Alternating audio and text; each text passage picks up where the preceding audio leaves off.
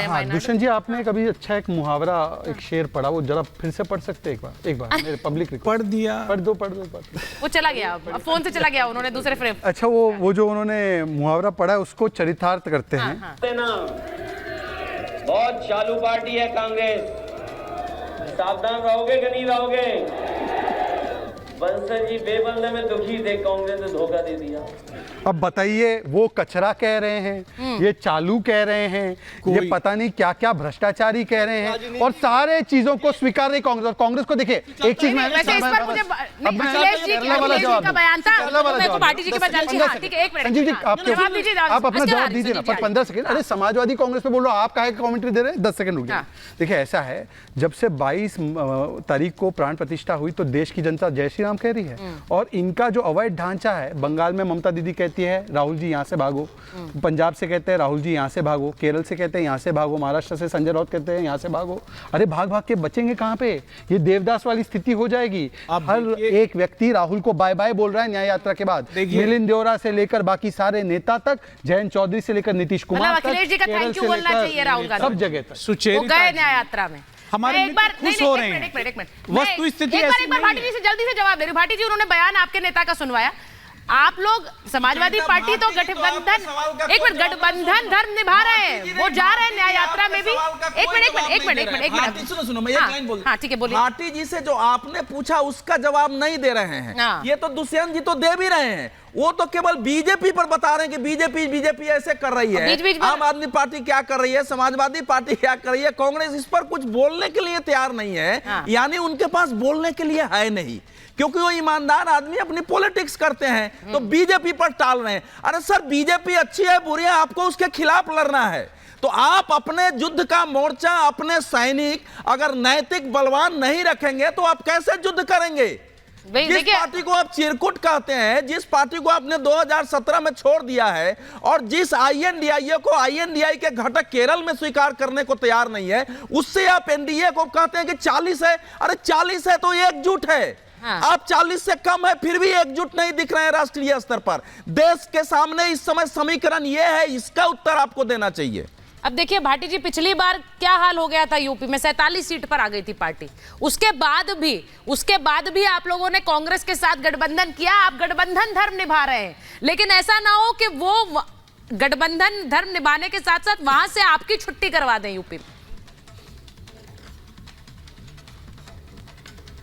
नहीं, देखिए, अवधेश जी बहुत सीनियर पत्रकार है, उन्होंने अपने पत्रकारिता का जो दाव होता है नहीं, पत्रकारों को दाव चला उन्होंने कि राजकुमार भाटी सवालों के जवाब नहीं दे रहे हैं, अपनी बात कह रहे हैं।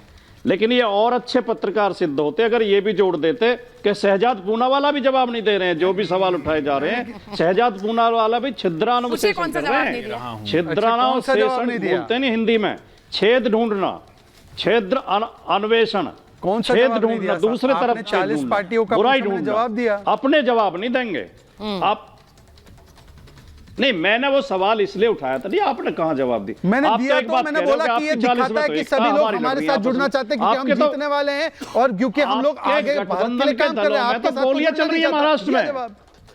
देखिए शहजाद भाई, हाँ बोलो भाई। शहजाद भाई, आपके गठबंधन के दलों में गोली तक चल रही है महाराष्ट्र में। अच्छा, मैं आपके गठबंधन के दल यूपी में पूछते घूम रहे हैं हमें कौन सी सीट मिलेगी। एक बार मैं जरा बड़ी खबर भी बता दूं, दो पार्टियां दावा कर रही है कि सीएम योगी एक बैठक ले रहे हैं, अखिलेश यादव भी एक बैठक ले रहे हैं। मैं भाटी जी बस ये बता रही हूँ, आपके नेता की भी बैठक हो रही है, उनके नेता की भी बैठक हो रही है। अब इसमें नाराज मत हो जाइएगा, आप स्टूडियो से बाहर हैं। मैं एक बार बड़ी खबर भी बता दूं, इंडी गठबंधन पर अमित शाह ने बड़ा हमला किया है। इंडी मतलब परिवारवादी गठबंधन।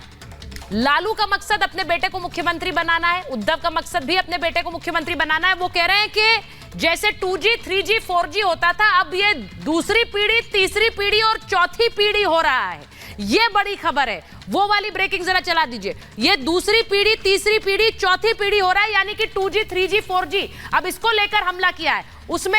उसमें सीधी सीधी बात अमित शाह ने यह कही है कि ये परिवारवाद वाली पार्टियां हैं। क्या यही वजह है अवधेश जी कि 2G, 3G, 4G वाली पार्टी को वहां से वायनाड से भी हटा दिया है कांग्रेस पार्टी? एक बार इस पर, अच्छा आपकी तो पार्टी जिसमें परिवारवाद अभी, हम सिर्फ यही कह रहे हैं, कौन सी पार्टी के साथ भारतीय जनता पार्टी सरकार? संजीव, नहीं ऐसा है। राजद के साथ सत्ता में नहीं रही है कौन? भारतीय जनता पार्टी। राजद के साथ नहीं, राजद के साथ कब रही भाई? के साथ कब नहीं नहीं भाई, ये कौन सी आरजेडी के साथ कब रही है सरकार? सुचरिता ऐसा है। अरे भाई संजीव कौशिक जी क्या बात कर रहे हैं? आरजेडी के साथ कब बीजेपी में रही? उस समय जनता दल क्या था? अरे नहीं, जनता दल क्या अरे था? भाई जनता दल पर चले गए आप संजीव जी, जनता सुचरिता दल। ये बात कोई ऐसी सच है। पार्टी नहीं है जिसके साथ भारतीय जनता सुचरिता ये बात वो सच जवाब दे रहे हैं, जवाब ये दे बात रहे हैं। सच है कि भारतीय जनता पार्टी में चुनाव के पहले ऐसे बहुत लोगों को लाया गया है जिसके पार्टी में भी उसके विरुद्ध असंतोष और आवाज है। आप रितेश पांडे को ले आ रहे हैं, एक दिन पहले लाके अपराध सभा भेज दे रहे हैं। ऐसा नहीं कि पार्टी में आवाज नहीं है, लेकिन मूल बात है कि क्या इस आवाज से इस समय विपक्ष भाजपा को घेर कर उसको पराजित करने या सशक्त चुनौती देने की स्थिति में आ रहा है। जब आप एक से एक भ्रष्टाचारी को आप स्वयं हाथ में खड़ा कर रहे हैं, तो आप क्या सोचते हैं कि जो अशोक चौहान आया है उसके एक शब्द से आप मुकाबला कर लेंगे महाराष्ट्र में, या एक रितेश पांडे का आवाज उठा करके आप उत्तर प्रदेश में मुकाबला कर लेंगे? इस समय का माहौल जो देश का है वो ये है कि ये एक लीडर हमारे देश में है जो लंबा विजन से काम कर रहा है, जो अपनी शक्ति जान लगा रहा है, अपनी पार्टी अच्छी हो या वो लीडर केवल भ्रष्टाचारियों को पसंद क्यों कर रहा है? ले जा रहा अरे है। आप- तो ये भी है कि वो लीडर केवल भ्रष्टाचारियों को पसंद क्यों कर रहा है? दुनिया के स्तर पर ठीक है। देश का नाम बढ़ा रहा है, तो उसमें अब उससे चुनौती देने के लिए विचार के स्तर पर, केजरीवाल व्यक्ति के स्तर पर केजरीवाल आप- केजरीवाल छोटी सी भी- है नहीं विपक्ष के पास। आप ये छोटी सी भी बात नहीं समझ पा रहे। आप ये छोटी सी बात नहीं समझ पा रहे। नहीं हुआ 400 पार जवाब नहीं देंगे।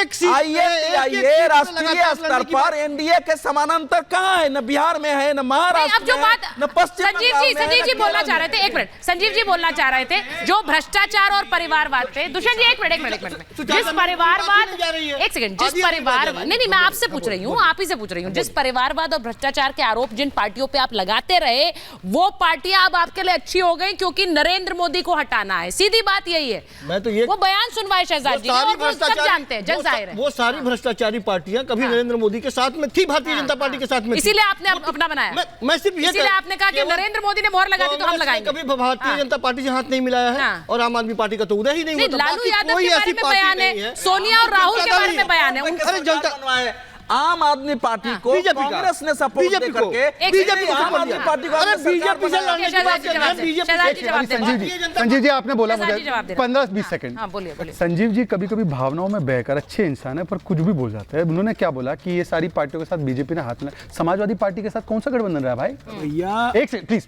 बीच में प्लीज सर प्लीज एक मिनट, हाँ। समाजवादी पार्टी के साथ मतलब भाटी जी सुनिए, आपको हम लोग तो कुछ बोल दे वो तो अलग बात है, ये कह रहे समाजवादियों का पहले से भाजपा के साथ गठबंधन था, ये दोनों कह रहे मिलकर। बताइए मतलब कि आप लोग एक मात्रा ऐसी पार्टी रहे हो जो सही मायनों में, और वहां पे अवधेश जी बताएंगे सही मायनों में समाजवादी पार्टी, क्योंकि प्लीज सर प्लीज अपनी अपनी बारी में, सर प्लीज अपनी अपनी बारी में, प्लीज अपनी अपनी बारी में। समाजवादी पार्टी चाहे जो भी उसके बारे में कह दे, उसने क्योंकि उसकी वोट बैंक की ऐसी परिस्थितियां रही है, उसने बीजेपी की हमेशा मुखालफत की है।